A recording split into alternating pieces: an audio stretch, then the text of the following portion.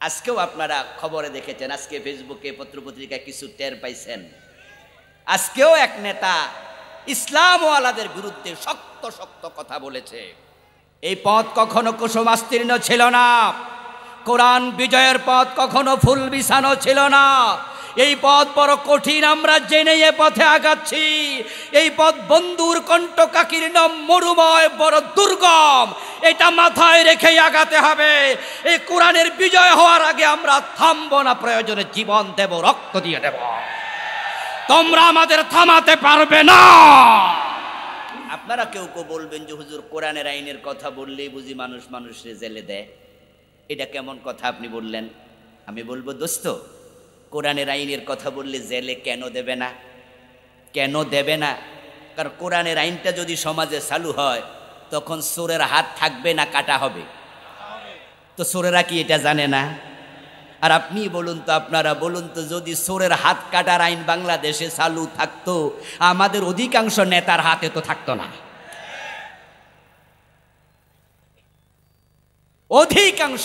অধিকাংশ নেতা, তারা কি আঙ্গুল ফুলে কলা গাছ হয়েছে না আঙ্গুল ফুলে বট গাছ হয়েছে? দেশের টাকা মেরে যারা আঙ্গুল ফুলে বট গাছ হয়ে গিয়েছে, তারা সবাই জানে কোরআনের আইন আসলে চোরের হাত থাকবে না। আর তাই তো তারা ক্ষেপে ওঠে, আমাদেরকে কিচ্ছু খুঁজে না পাইয়া রাজাকার বলে গালি দেয়। কোরআনের আইনের কথা বলে আমি কত রাজাকার গালি খেয়েছি, অথচ আমার জন্ম তো 75-এ, স্বাধীনতা হলো 71-এ।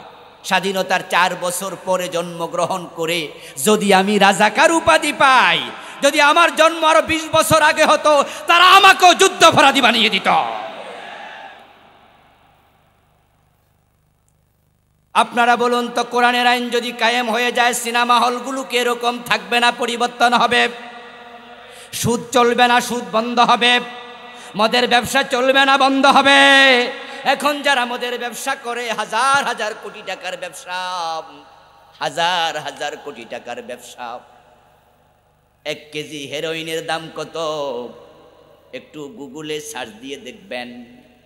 এই দেশে প্রতিদিন কত মন হেরোইন খায়, কত মন বেচা কেনা হয়, তার হিসাব আমরা জানি না। এখন যদি কোরআনের আইন চালু হয়, হেরোইন ব্যবসা চলবে না, বন্ধ হবে। সিনেমা চলবে না, বন্ধ হবে।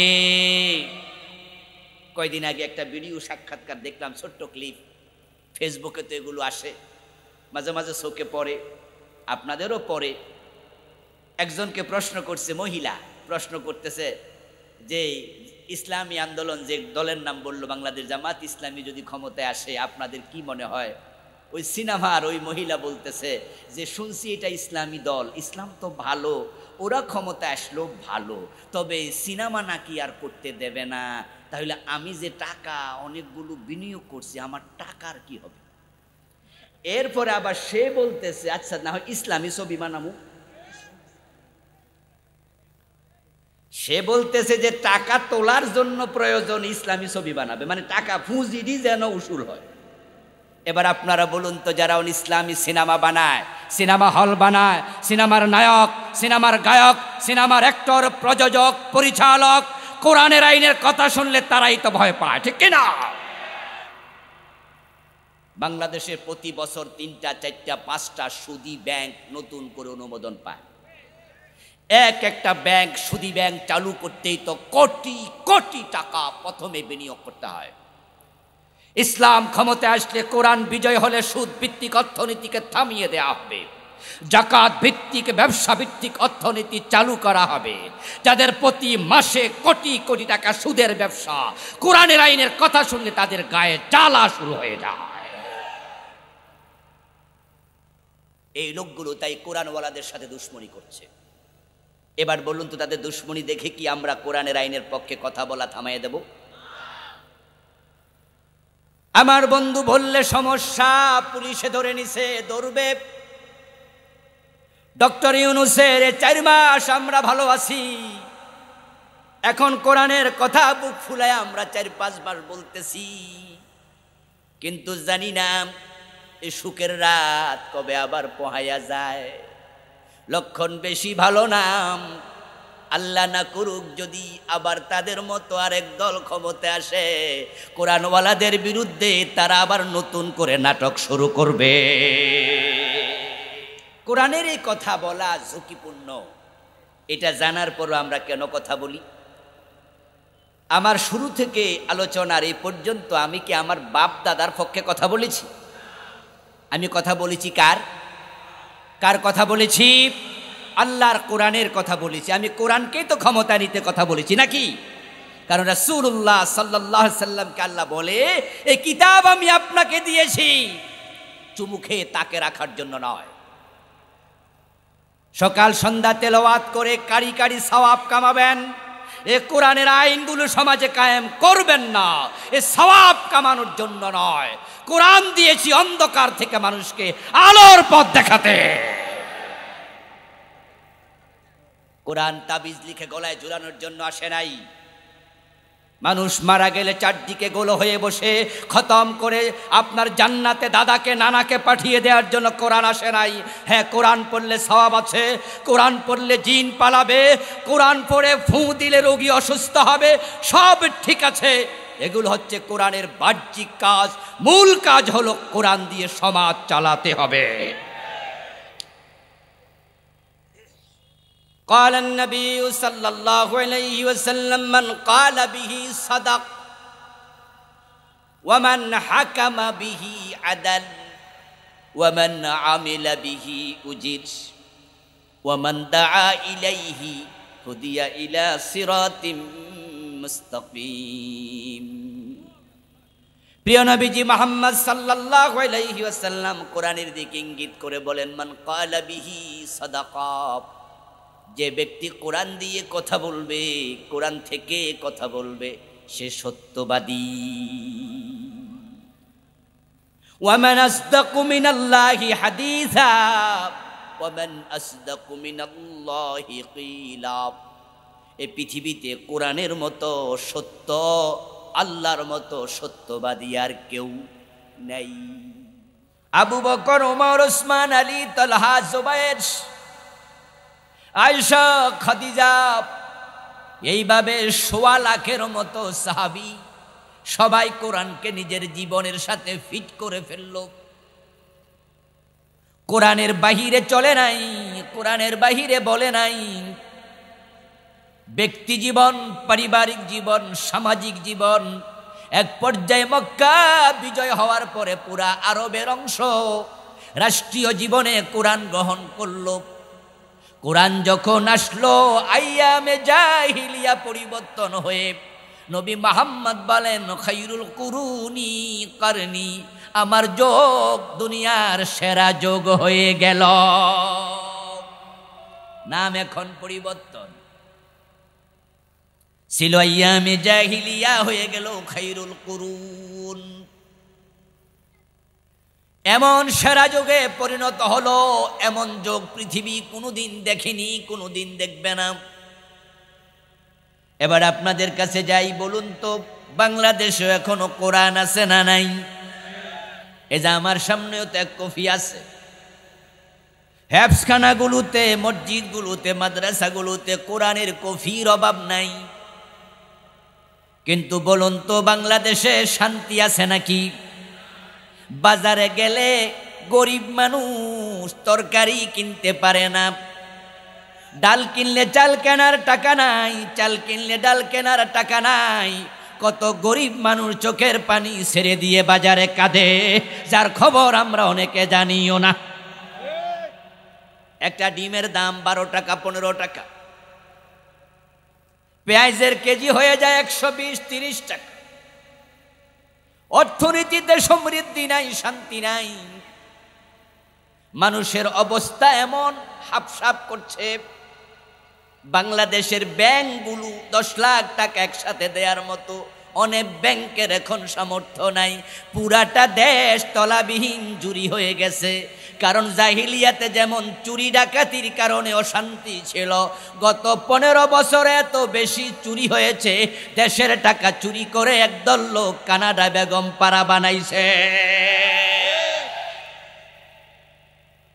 দেশটা তলাবিহীন চুরিতে পরিণত হয়ে গেল।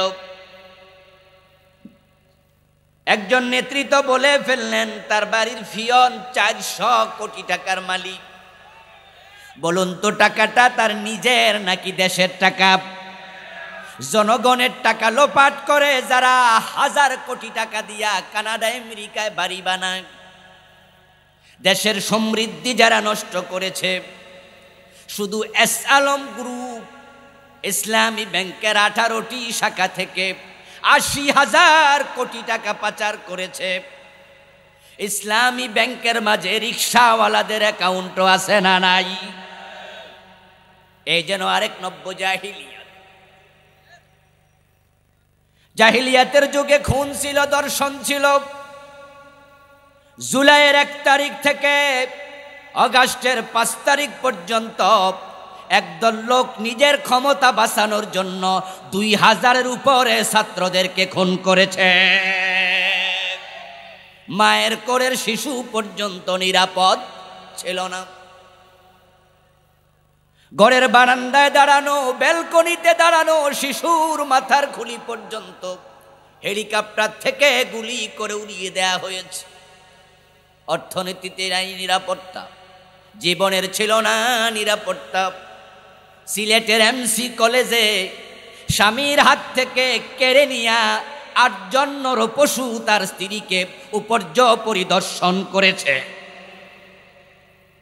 আমাদের নোয়াখালীতে মা মেয়ের ঘরে ঢুকে একসাথে দর্শন করেছে। ইজ্জতের নিরাপত্তা নাই, সম্পদের নিরাপত্তা নাই, জীবনের নিরাপত্তা নাই।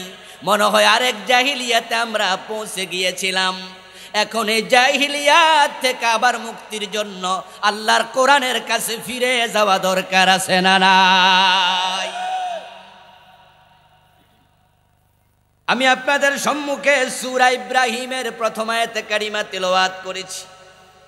এখানে সেই বার্তাটাই দেয়া হয়েছে। আল্লাহ তাআলা বলছেন, কিতাবুন আনজালনাহু ইলাইকা লিতুখরিজান নাসা মিনাজ যুলুমাতি ইলান নূর। আল্লাহ তাআলা বলেন, হে নবী, এই কিতাব আমি আল্লাহ আপনার কাছে নাজিল করেছি। এই কিতাবের মাধ্যমে জাহিলিয়াতের অন্ধকারে ডুবে থাকা এই মানুষগুলোকে আপনি আলোর পথ দেখায়া দেবেন। আল্লাহর হাবিব সাল্লাল্লাহু আলাইহি ওয়াসাল্লাম কোরআনের মাধ্যমে মানুষকে আলোর পথ দেখাইছেন। কোরআন আসার আগে নবী মুহাম্মদ 40টা বছর মক্কায় বসবাস করেছিলেন। ওই 40 বছরে মক্কা থেকে সামান্য অন্ধকার তিনি দূর করতে পারেননি। যদিও তার প্রচেষ্টা শুরু হয়েছিল 17 বছর বয়সে হিলফুল ফুজুল গঠন করার মাধ্যমে। রাসূলুল্লাহর বয়স যখন ছিল 17, তখন তিনি হিলফুল ফুজুল গঠনের অংশীদার হলেন। 17 বছর বয়সে হিলফুল ফুজুল সংগঠনের মাধ্যমে যুবকদেরকে সাথে নিয়ে চুরি ডাকাতি অন্যায় অনাচার বন্ধ করার জন্য প্রিয় নবীজি চেষ্টা শুরু করলেন। রাসূলুল্লাহর বয়স হয়ে গেল 40। 23টা বছর তিনি চেষ্টা করলেন। 23 বছর চুরি করো না, ডাকাতি করো না, মদপান করো না, খুন করো না, ধর্ষণ করো না। মানুষের কাছে গিয়ে বললেন, সমন্বিত প্রয়াস যুবকেরা মিলে। কিন্তু 23 বছরের চেষ্টা একজন চোর চুরি ছাড়ে নাই, কোনো ডাকাত ডাকাতি ছাড়ে নাই। নবীজি মুহাম্মদ সাল্লাল্লাহু আলাইহি ওয়াসাল্লাম চিন্তায় পড়ে গেলেন। 23টা বছর চেষ্টা করলাম, রেজাল্ট কেন 0? চিন্তা করার জন্য নীরব জায়গা খুঁজতেছিলেন। আল্লাহর ইশারায় ঘর থেকে বেরিয়ে মক্কা থেকে 2.5 থেকে 3 মাইল দূরে জাবালে নূর পাহাড়ের গারে হেরায় নির্জনে ধ্যান শুরু করলেন। তিনি ভাবছেন সমাজ পরিবর্তন তো করতে পারলাম না, ধ্যানে বসলেন। আজকেও বাংলাদেশে রাসূলের সে ধ্যান বড় দরকার, চিন্তাবিদদের চিন্তা বড় দরকার। ডক্টর ইউনূস সাহেব ক্ষমতা আসলেন, আমরা ভাবছিলাম তিনি অর্থনীতিবিদ, সমৃদ্ধি হয়তো আসবে, কিন্তু 4-5 মাস চলে গেল, দ্রব্যমূল্য সামান্য কমাতে পারেন নাই। ও দোস্ত, এগুলো বুঝতে হবে আপনাদের। কেন কমলো না? কারণ বাংলাদেশে গত 15 বছর যে চাঁদাবাজি ছিল, ওই চাঁদাবাজি এখন বন্ধ না, এখনো আরেক দল করছে।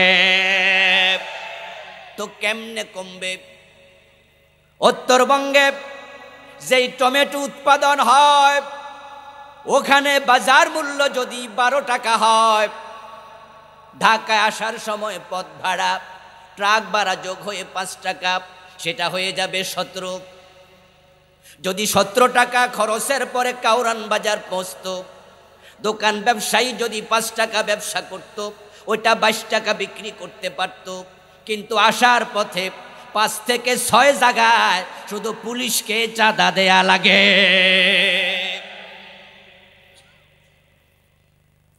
5 থেকে 7 জায়গায় পুলিশকে চাঁদা দেও। যদি প্রতি জায়গায় চাঁদা প্রতি কেজির পিছনে 1 থেকে 2 টাকা হয়, 7 জায়গায় চাঁদা দিলে 14 টাকা যোগ হয়ে যাবে। তারপরে কাউরান বাজার আসার পরে আরেক দল নেতা চাঁদা চায়, ওখানে আবার যদি কেজিতে 3 টাকা 2 টাকা চাঁদা হয়, এতে করে দাম বেড়ে যায়, দাম কমানো যায় না। যদি আপনারা চান বাংলাদেশ সুখী হোক, সমৃদ্ধ হোক, এই জাতীয় চাঁদাবাজি মুক্তির জন্য কোরআনওয়ালাদেরকে ক্ষমতায় নেওয়া দরকার আছে না নাই?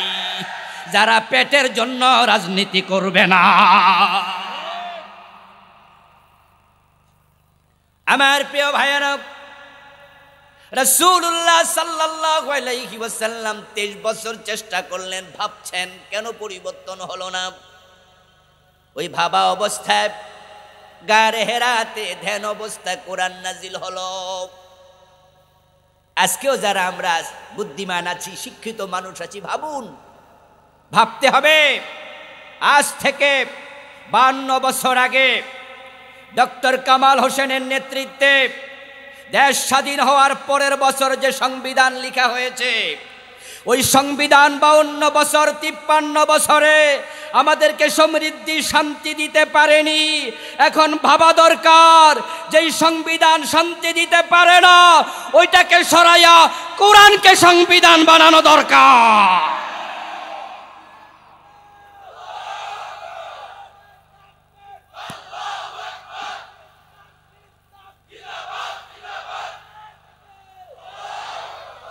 আমার প্রিয় ভাইয়েরা, স্বাধীনতার সময় থেকে শুরু করে আজ পর্যন্ত যত নেতা ক্ষমতায় ছিলেন, সব নেতা অসত্তা কিন্তু নয়। যত দেশ, যত দল ক্ষমতা দেশে ছিল, সব দল অযোগ্য, তাও কিন্তু নয়। বঙ্গবন্ধুর মতো নেতা এই দেশে প্রেসিডেন্ট ছিলেন, প্রধানমন্ত্রী ছিলেন, যিনি এ দেশটাকে সোনার বাংলা বানানোর নিয়তে 7ই মার্চে এবারের সংগ্রাম স্বাধীনতার সংগ্রাম বলে ঘোষণা করেছিলেন।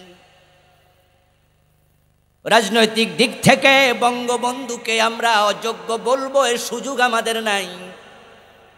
বরং যদি 10 জন রাজনীতিবিদের নাম বাংলাদেশে আপনি বলেন, আজ থেকে 200 বছর থেকে বললেও ওই 10 জনের ভিতরে বঙ্গবন্ধুর নামটা আসবেই।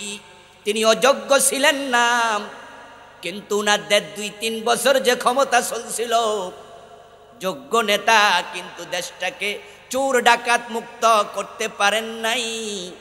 বরং তিনি আফসুস করে বলেছিলেন, মানুষ পায় স্বর্ণের খনি, আমি পাইছি। বলে নাই? উনি বলেছিলেন, আমার ডানে চোর, বামে চোর, সামনে চোর, পিছনে চোর। চোরদের কথা তিনি আফসোস করে বলছিলেন। এবার আপনাদেরকে জানাতে চাই বন্ধু, বঙ্গবন্ধু শেখ মুজিবুর রহমান যে চোরদের কথা বললেন, ডানে বামে আছে, ওদেরকে ধরে যদি তিনি হাত কাটার আইন করতেন কোরআন থেকে, তাহলে উনার যুগে চুরি বন্ধ হয়ে যেত। করেছিলেন? করেন নাই। এজন্যই তো আজকে সে চোরগুলো আর চোর নাই, এক একটা ডাকাত হয়ে গেছে। যোগ্য নেতা, কিন্তু চোর ডাকাত মুক্ত বাংলাদেশ গড়তে পারেন নাই। শহীদ প্রেসিডেন্ট জিয়াউর রহমানের নাম যদি আসে, এই 53 বছরের বাংলাদেশে যে কজন প্রেসিডেন্ট ছিলেন, তার মাঝে সবচেয়ে সৎ প্রেসিডেন্ট ছিলেন জিয়াউর রহমান। উনার সততা নিয়ে উনার বিরোধী লোকদেরও কোনো প্রশ্ন নাই। কিন্তু উনি বাংলাদেশটাকে দুর্নীতি মুক্ত, চোর ডাকাত মুক্ত বানাইতে পারছিলেন নাকি? উনিও পারেননি। পরবর্তীতে প্রধানমন্ত্রী হলেন খালেদা জিয়া, তিনিও 3 বার ছিলেন, দেশটাকে চোর ডাকাত মুক্ত বানাতে পারেন নাই। প্রধানমন্ত্রী শেখ হাসিনা 4 বার 5 বার প্রধানমন্ত্রী, তিনিও পারেন নাই। ও ভাই, কেন বুঝেন না? নবী মুহাম্মাদের মতো এত বড় জ্ঞানী গুণী পণ্ডিত ব্যক্তি 23 বছর চেষ্টা করলেন, 17 বছর থেকে 40 পর্যন্ত মক্কা থেকে সামান্য অন্যায় দূর করতে পারলেন না। এবার কোরআন এসে গেল। গারে হেরাতে ইকরা বিসমি রাব্বিকাল্লাযী খালাক। আল্লাহ জিবরিল পাঠালেন।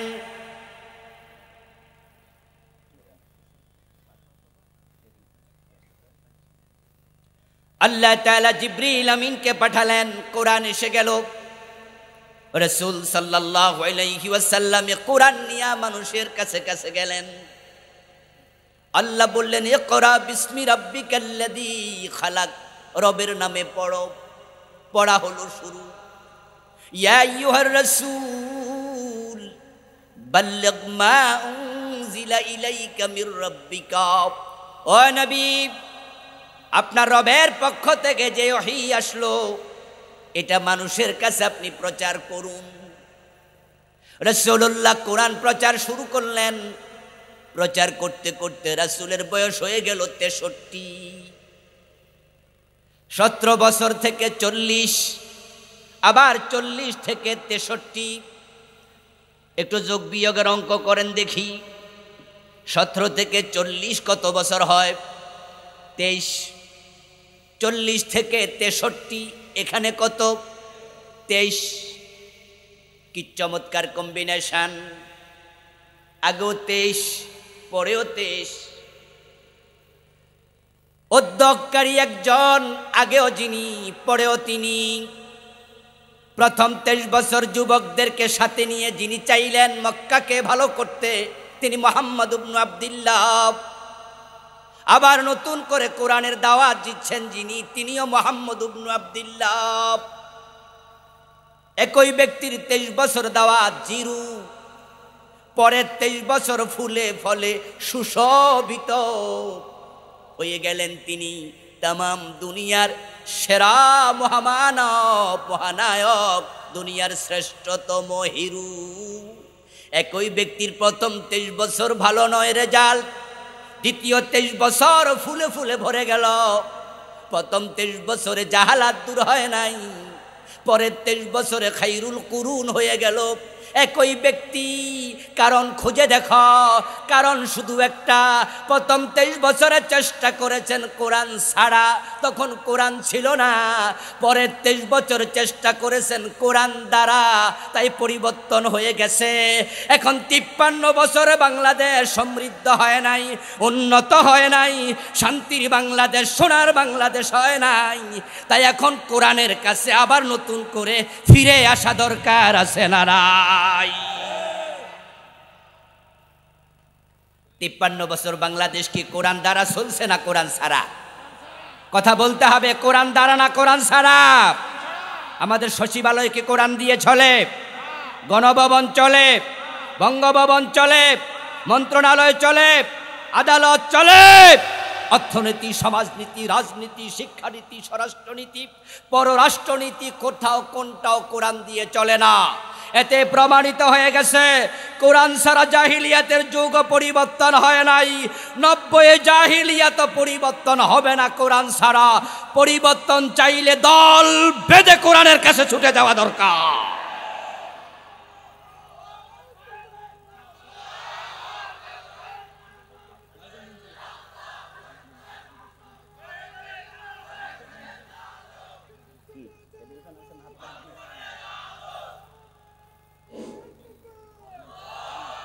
আমার প্রিয় ভাইয়েরা, পরিবর্তনের জন্য টেবিল ফ্যান বা হাত পা কানো, তাড়াতাড়ি ঘেমে যাচ্ছি। পরিবর্তনের জন্য আল্লাহর কোরআনের বিকল্প কোনো কিতাব পৃথিবীতে নাই। এটা একমাত্র কিতাব, যে কিতাবে আছে শান্তি, প্রগতি, সমৃদ্ধি, উন্নতি। এই কিতাবই হবে আখেরাতে একমাত্র মুক্তির কিতাব। এজন্য আল্লাহ তাআলা এটাকে বলেছেন হুদাল্লিন নাস, এটাকে আল্লাহ তাআলা বলেছেন হুদাল্লিল মুত্তাকিন। এটা বিশ্ব মানবতার জন্য, এটা মুত্তাকিদের জন্য হেদায়েতের কিতাব। এই কোরআনের কাছে ছুটে আসতে হবে, কোরআন ছাড়া পরিবর্তন সম্ভব না। এই কিতাব রাসূলুল্লাহ সাল্লাল্লাহু আলাইহি ওয়াসাল্লামের উপর যখন আসলো, নবীজি মুহাম্মদ সাল্লাল্লাহু আলাইহি ওয়াসাল্লাম মক্কায় পরিবর্তনের জন্য চেষ্টা করলেন, কিন্তু মক্কায় তিনি পরিবর্তন করতে পারেন নাই। 13টা বছর চেষ্টা করার পরে আমার আল্লাহ বলে, ও নবী, এবার আপনি হিজরত করুন। রাসূলুল্লাহ হিজরত করে মদিনায় গেলেন। যাওয়ার পথে তিনি ভাবলেন, মক্কায় কোরআন নিয়ে সংসদ ভবন দারুন নাদওয়াতে ঢুকতে পারলাম না, তাই কোরআনকে আইন বানানোর জায়গায় নিতে না পারাতে কোরআনের আইনগুলো সমাজে প্রয়োগ করা গেল না। চুরি ডাকাতি, রাহাজানি, চিন্তায়, খুন, ধর্ষণ কোনোটাই বন্ধ করা গেল না। এখন মদিনায় গিয়ে যদি দেখি, মদিনার সংসদে আরেক আবু জেহেল বসে আছে। আল্লাহর নবীর কাছে কোরআন নাজিল হলো মক্কায়। রাসূলুল্লাহ 23 বছর নবুয়তের জিন্দেগির 13টা বছর কাটালেন মক্কায়। কোরআনের 114 সূরার মাঝে 86 সূরা নাজিল হলো মক্কায়। 10 জন জান্নাতের সুসংবাদ প্রাপ্ত প্রথম সারির সাহাবী, 10 জনের জন্মস্থান মক্কায়। আবু বকর, ওমর, ওসমান, আলী, 4 জন খলিফা, তাদের জন্মস্থান মক্কায়। কিন্তু মক্কাতে শান্তির সূচনা হয় নাই। এর কারণ মক্কার সংসদে আল্লাহর কোরআন নিয়ে জালেমরা ঢুকতে রাসূলকে দেয় নাই, বরং আবু জেহেলের নেতৃত্বে সিদ্ধান্ত নিয়েছে, লা তাসমাউ লিহাদাল কোরআন। এটা কি এখানে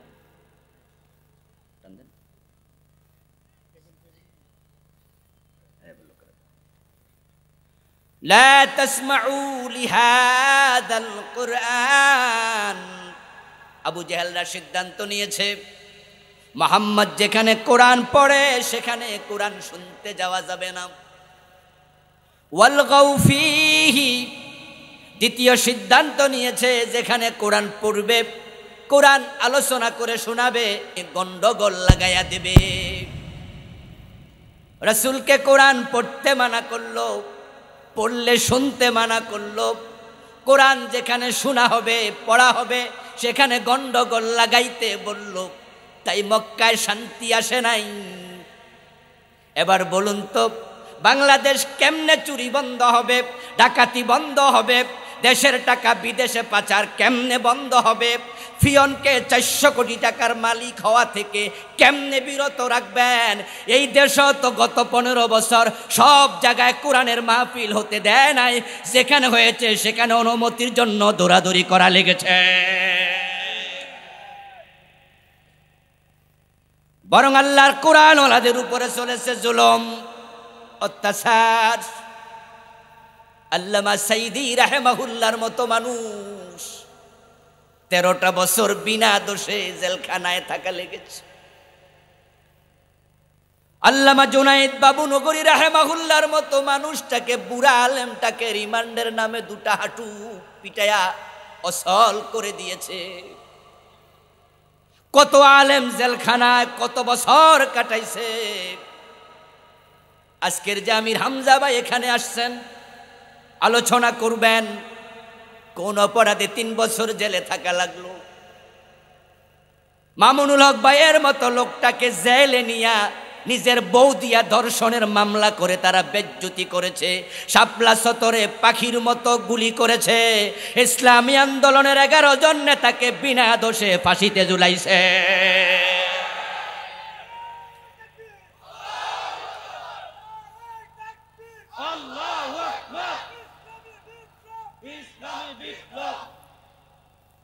আমার বন্ধু মক্কায় প্রিয় নবীজি শান্তি প্রতিষ্ঠিত করতে পারেন নাই, কারণ মক্কার সংসদ দারুন নাদওয়াতে তারা কোরআন নিয়ে ঢুকতে দেয় নাই। কোরআনের বিরোধিতা করার ক্ষেত্রে এ বিগত স্বৈরাচার জালেম সরকারের সাথে আবু জেহেলের মিল আছে না নাই? তারা সিদ্ধান্ত নিয়েছে কোরআন শুনতে যেও না, কোরআন যেখানে বলা হবে গন্ডগোল লাগাও। আলহামদুলিল্লাহ, আলহামদুলিল্লাহ, অগাস্ট বিপ্লবের পর আগস্টের 5 তারিখ থেকে আজ পর্যন্ত বাংলাদেশে যতগুলো মাহফিল হয়েছে, এখন আর কোথাও মাহফিল করতে কারো অনুমতির প্রয়োজন হয় না। আল্লাহ তাআলা পরিবর্তন করে দিয়েছেন। এই পরিবর্তনকে কাজে লাগাতে হবে। যে কোরআনকে আমরা সামনে রেখে চলতে চাই, যে কোরআন জাহিলিয়াত পরিবর্তন করে শান্তির পৃথিবী দেখিয়েছে, আগস্ট বিপ্লবের পরে সে কোরআনকে সংশোধনে আরেকটি সুযোগ এসেছে। আমরা যদি একমত হয়ে যাই, হতে পারে আগামীতে কোরআন সংসদে চলে যাবে।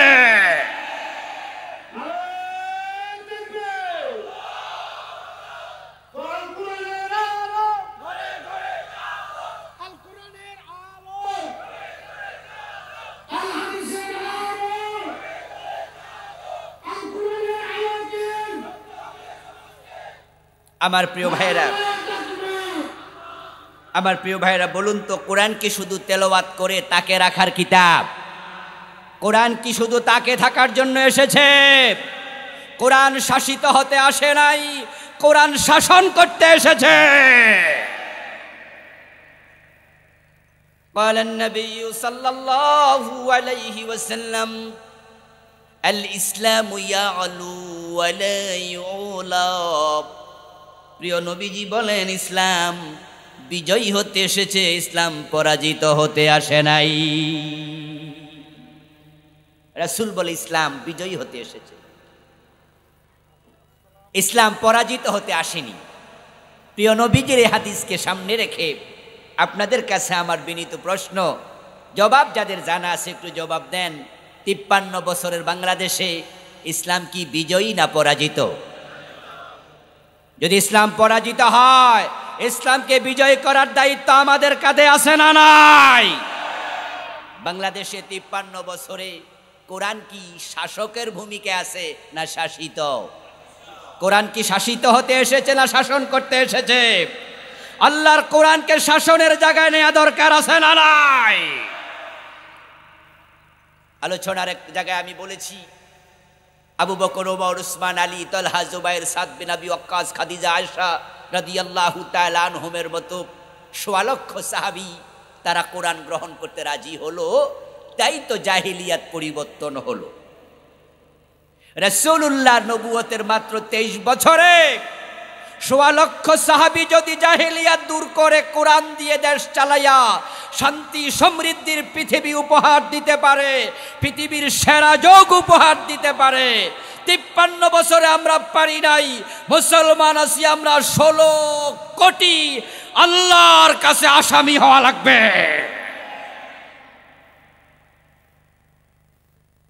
কি ভাবছেন জান্নাত বুঝি এত সহজে পাওয়া যায়? 5 ওয়াক্ত নামাজ পড়বেন, রমাদানে রোজা রাখবেন, জীবনে একবার হজ করবেন, বছরে একবার যাকাত দেবেন, আপনি ভাবছেন যে এতে আল্লাহ খুশি হয়ে জান্নাত দেবে? আমার প্রশ্ন হলো, নামাজ রোজা হজ যাকাতের কথা যে কোরআনে আছে, চোর ধরে হাত কাটো, ডাকাত ধরে সলে দাও, জেনা করলে 100 বেত লাগাও, এই কথাগুলো আল্লাহর কোরআনে আছে না নাই? তো আপনি নামাজেরটা নিলেন, এটা বাদ দিলেন কেন? এই প্রশ্ন যদি আল্লাহ করে, জবাব কি হবে?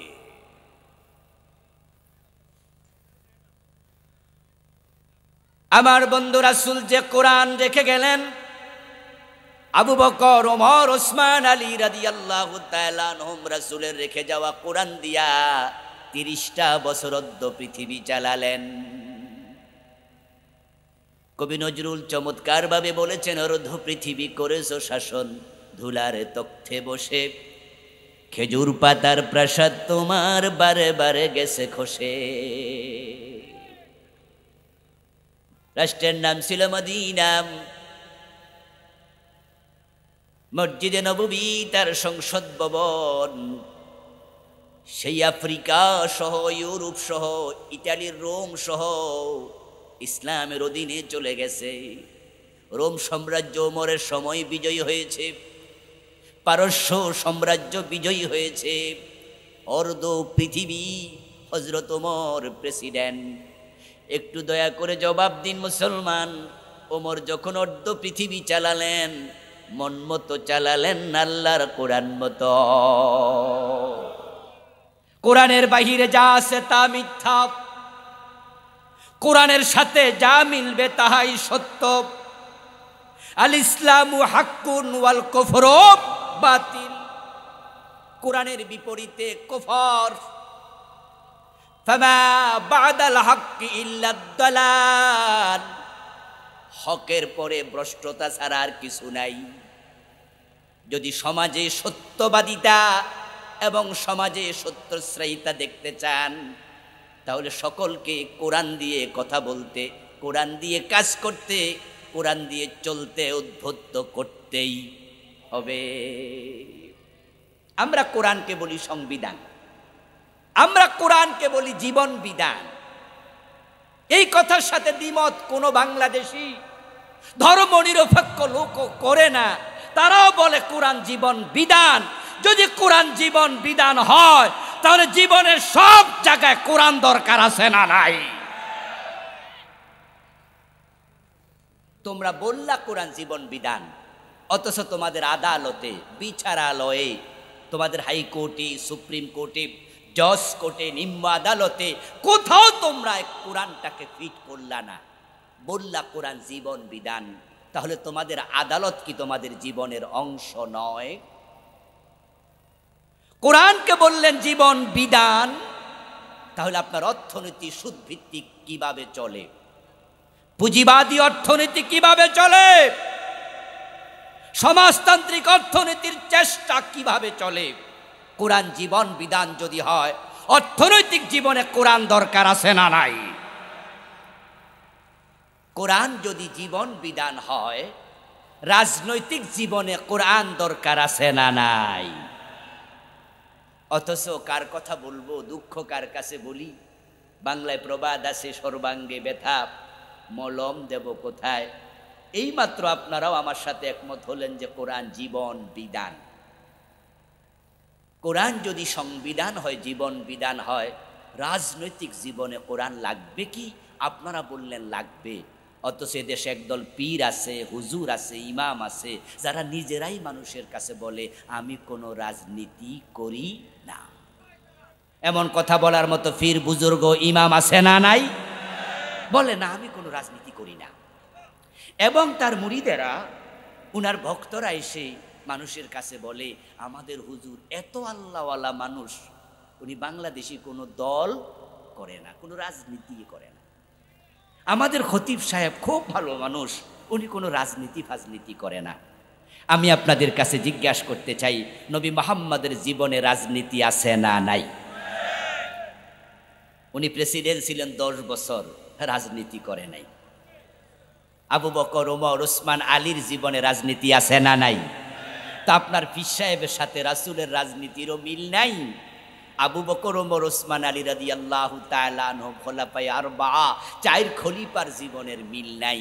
তো উনি যদি হক্কানি হয়, তো নবী মুহাম্মদ আর সাহাবাদেরকে কি বলবেন? তারা বেহক্কানি। আমার বন্ধু যারা বলে আমি কোনো দল করি না, এ মানুষগুলো বলো সুবিধাবাদী।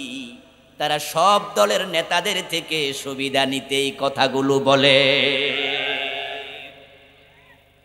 প্রিয় নবীজি একটি হাদিসে বলছেন আমার উম্মত হবে 73 দল। তাফতারিকু উম্মতি আলা 73 মিল্লাহ। কুল্লুহুম ফিন্নার ইল্লা ওয়াহিদা। রাসূলুল্লাহ বলেন যে আমার উম্মত হবে ৭৩ দল, তার মাঝে জান্নাতি হবে এক দল, বাকি ৭২ দল জাহান্নামী হবে। ওলামায়ে কেরাম বলেন যে এখানে রাসূলের উম্মত জাহান্নামী হওয়ার অর্থ হলো তারা শুরুতে জান্নাত পাবে না।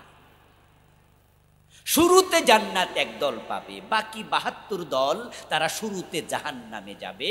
তবে ঈমানের কারণে তারাও আস্তে আস্তে ক্ষমা পেয়ে জান্নাতে ঢুকবে। রাসূলুল্লাহর উম্মত যেহেতু, প্রিয় নবীজি বলেছেন একটি হাদিসে যে আমার কোন উম্মত জাহান্নামে রেখে আল্লাহ জাহান্নামের দরজা বন্ধ করবেন না। বরং নবীজি বলছেন ইয়াকুলুল্লাহু আযজা ওয়া জাল আখরিজু মিনান নার মান কানা ফি কলবিহি মিসকালু হাববাতিন মিনাল ঈমান। আল্লাহ তাআলা এক পর্যায়ে আদেশ করবেন, ও জাহান্নামের ফেরেশতারা, যার অন্তরে সরিষা পরিমাণ ঈমান আছে তাকে জাহান্নাম থেকে বের করে নিয়ে আসো। ইয়াখরুজু মিনান নারে হাবওয়া, জাহান্নাম থেকে বের হবে সর্বশেষ যে ব্যক্তি, সে ব্যক্তি জাহান্নামের আগুনে জ্বলতে জ্বলতে ইয়াকুনু হুমামা, সে অঙ্গার হয়ে যাবে, কালো লাকড়ি জ্বলে যেমন অঙ্গার হয় সে এমন অঙ্গার হয়ে যাবে। সে বের হতে পারবে না, এতটা জীর্ণ শীর্ণ হবে। সে তার পিছনের সাইডে ভর দিয়ে ক্রোলিং করে করে হামাগুড়ি দিয়ে বের হবে। সবার পরে যে বের হবে তার অন্তরে ঈমান ছিল সরিষার দানা পরিমাণ। এ হাদিস দ্বারা বোঝা যায় কোন ঈমানদার চিরস্থায়ী জাহান্নামী হবে না, তারা মুক্তি পাবে। রাসূলুল্লাহর উম্মত ৭৩ দল, এক দল জান্নাতি, মানে শুরুতে জান্নাত, বাকিরা ৭২ দল জাহান্নামী, শুরুতে জাহান্নাম, কিন্তু ঈমানের কারণে তারাও মুক্তি পাবে। হাদিস হলো রাসূলের উম্মত ৭৩ দল। এবার প্রশ্ন, যে পীর সাহেব হুজুর, যে আলেম ওলামা, যে ইমাম খতিব বলে আমি কোনো দল করি না, তাহলে উনি ৭৩-এর ভিতরে না বাহিরে? রাসূলের উম্মত কয় দল? রাসূলের উম্মত মোট কয় দল? তো এই হুজুর কোথায়? উনি ৭৩-এর ভিতরে তো নাই। কি বিপদের কথা!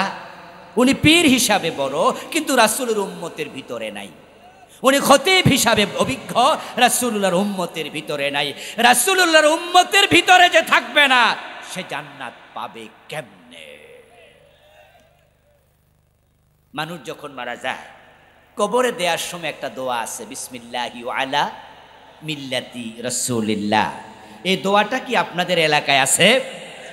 এটার বাংলা অর্থ কি? বিসমিল্লাহি, আল্লাহর নামে, ও আলা মিল্লাতি রাসূলিল্লাহ, রাসূলুল্লাহর দলে। এখন যেই হুজুর আজীবন কইছে আমি কোনো দল করি না, তার জন্য এই দোয়া চলবে নাকি, না নতুন দোয়া বানাইতে হবে? আলহামদুলিল্লাহ, আলহামদুলিল্লাহ, আলহামদুলিল্লাহ। এই যে আমরা এতক্ষণ পর্যন্ত আল্লাহর কোরআনের কথা বলছি, কোরআনের সংবিধান, কোরআন আইনের কিতাব, কোরআন দিয়ে সমাজ দেশ চলার কথা বলছি, এটা নবী মুহাম্মদের দলের একটা চিহ্ন। কারণ নবী মুহাম্মদের দল যখন মদিনায় ক্ষমতায়, রাসূলুল্লাহ কোরআন দিয়া দেশ চালাইছে। আমার রাসূল যদি আজকে জীবিত থাকতেন, তাহলে বাংলাদেশে তিনি যদি প্রধানমন্ত্রী হতেন, প্রেসিডেন্ট হতেন, ডক্টর কামাল মিয়ার সংবিধানে দেশ চালাতেন না আল্লাহর কোরআন দিয়ে চালাতেন? আমার এই ওয়াজের কারণে, আপনাদের এই আমার সাথে একাত্মতা পোষণের কারণে কালকেই কি কোরআন কায়েম হয়ে যাবে? ব্যাপারটা কি এত সহজ? এটা মোটেও সহজ না। এই পথ বড় কঠিন, অনেক সময় সাপেক্ষ, অনেক ত্যাগ লাগবে, আরো জীবন দিতে হবে, রক্ত সাগর পার হওয়া লাগবে, তারপরে কোরআনের বিজয় হয়। কখন হবে জানি না, কিন্তু আমরা কাজ শুরু করেছি। হতে পারে নবী ঈসা এসে কোরআন কায়েম করবে।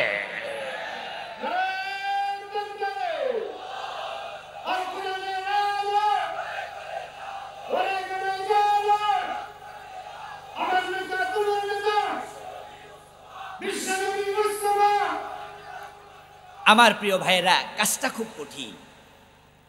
একটা 10 তলা বিল্ডিং যদি কেউ বানানো শুরু করে, সেটা যদি কেউ মনে করে যে 2 মাসের ভিতরে হয়ে যাবে, 6 মাসে হয়ে যাবে, 1 বছরে হয়ে যাবে, এই তাড়াহুড়ো প্রবণতা বিল্ডিংয়ের কাজটাকে দুর্বল বানাবে, অকার্যকর করবে। এই তাড়াহুড়ো প্রবণতা তার বিল্ডিংয়ের টার্গেটকে ভেনিশ করবে। 10 তলা বিল্ডিং বানাতে তাকে 2.5 থেকে 3 বছর, 3 থেকে 3.5 4 বছর সময় দেওয়া উচিত।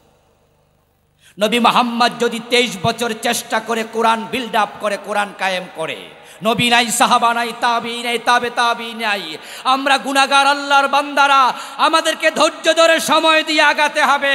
আমরা দেখেছি 10 তলা বিল্ডিং যখন উঠেছে তখন কিছু ইট মাটির তলায় চলে গেছে, যেগুলো ফাউন্ডেশনের নিচে ছিল, এগুলো জমিনের মুখ কোনোদিন আর দেখবে না। কিছু ইট কংক্রিট হয়ে টুকরো টুকরো হয়ে গিয়েছে, কিছু ইট আদলা হয়েছে, কিছু ইট একবারে গুড়া গুড়া হয়ে গেছে। তারপরে কিছু ইট নিজের সশরীরে বিল্ডিংয়ের শোভা বৃদ্ধি করেছে, শোভা মণ্ডন করেছে। ঠিক আল্লাহর দ্বীন নামক এই ইসলামী ইমারত যদি আমরা বাংলাদেশে স্থাপন করতে চাই, এখানেও কিছু লোককে ফাউন্ডেশনের ইটের মতো গুম হওয়া লাগবে। কিছু মুসলমানকে জীবন দিয়ে ফেলতে হবে, কাউকে ইটের কংক্রিটের মতো হাত পাও দিতে হবে, কাউকে গুঁড়া হওয়ার মতো রক্ত দিতে হবে। তারপর কিছু জীবিত লোক ইসলামের প্রাসাদ দাঁড় করাইয়া দেবে। ইনশাআল্লাহ সেদিকে আমরা আগাচ্ছি। আল্লাহ তাআলা এবার যে সুযোগ দিলেন, এমন সুযোগ বাংলাদেশের জীবনে আর আসে নাই। ইতোমধ্যে আপনারা দেখেছেন প্রধানমন্ত্রী যখন তিনি না বলে দেশ থেকে চলে গেলেন, যদিও উনি দেশ থেকে চলে যেতে আমরা কেউ বলিনি, উনি একা একাই গেছে, ঠিক না? আমরা কি বলছিলাম চলে যান? বৈষম্য বিরোধী ছাত্র আন্দোলন যারা করেছে তারা কি বলছে চলে যান? এটা কেউ বলেনি।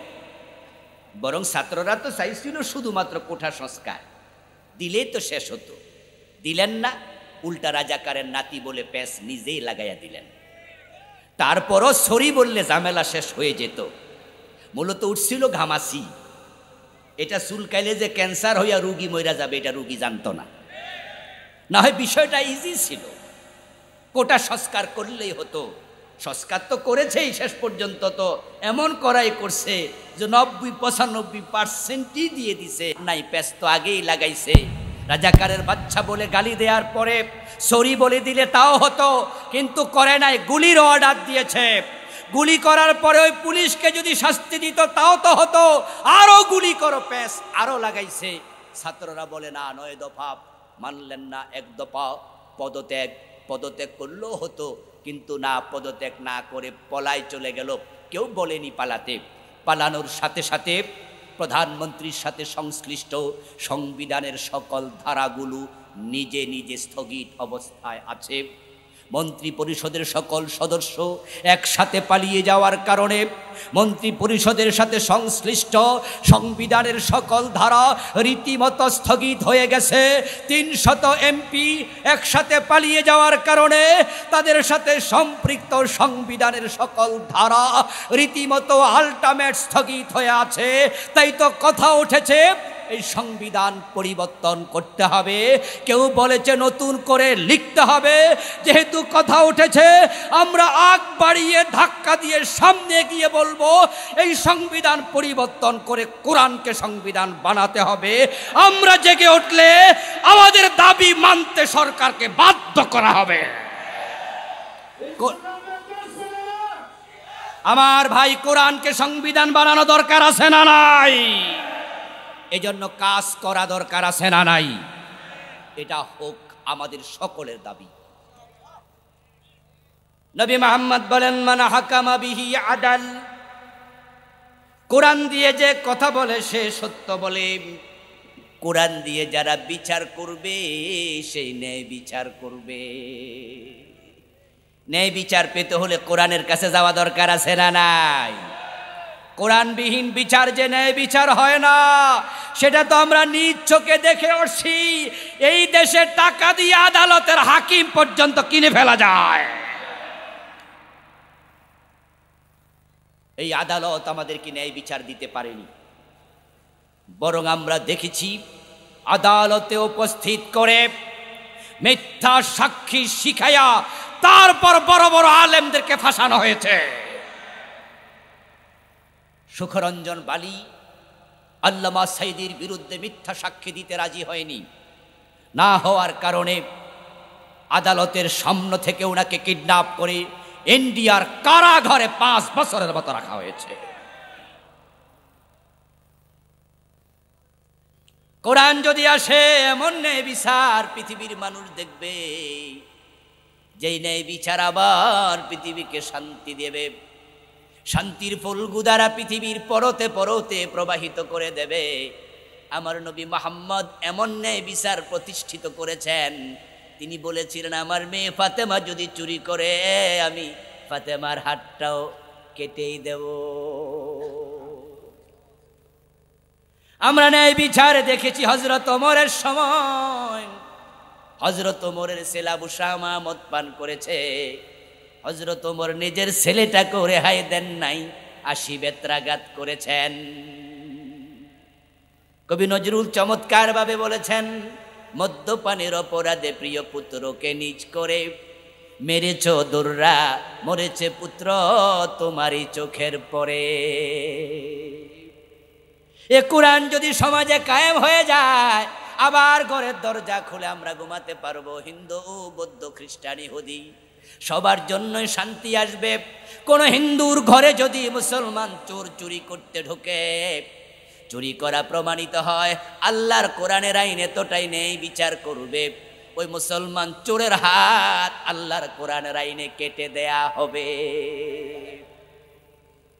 কোরআন যখন সমাজে প্রতিষ্ঠিত হয়ে যাবে, এমন নিরাপত্তা আসবে, একজন হিন্দু, খ্রিস্টান, বৌদ্ধের সুন্দরী মেয়ে গলায় স্বর্ণের নেকলেস পরিধান করে দুপুরে একা, রাতের বেলা একা নিজের বাবার বাড়ি থেকে শ্বশুর বাড়ি হেঁটে চলে যাবে, তার সামনে কেউ দাঁড়াবে না। যদি তার দিকে চোখ তুলে কেউ কথা বলে, আল্লাহর আইনে ওই মুসলমান দর্শকেরও বিচার হবে, খুনির বিচার হবে, সব জায়গায় ন্যায় বিচার যখন আসবে, সমাজে আবার শান্তি প্রতিষ্ঠিত হবেই। শান্তির প্রয়োজনে, সমৃদ্ধির প্রয়োজনে, সুখের প্রয়োজনে, আখেরাতে আল্লাহর জান্নাতের প্রয়োজনে আমরা কোরআনকে ক্ষমতায় নিতে চাই। আল্লাহ তৌফিক দান করুক এই কাজে কর্মী হয়ে কাজ করার। সবাই বলেন আমিন। হাযা মা ইনদি ওয়াল ইলমু ইনদাল্লাহ আলাইহি তাওয়াক্কালতু ওয়া ইলাইহি উনীব।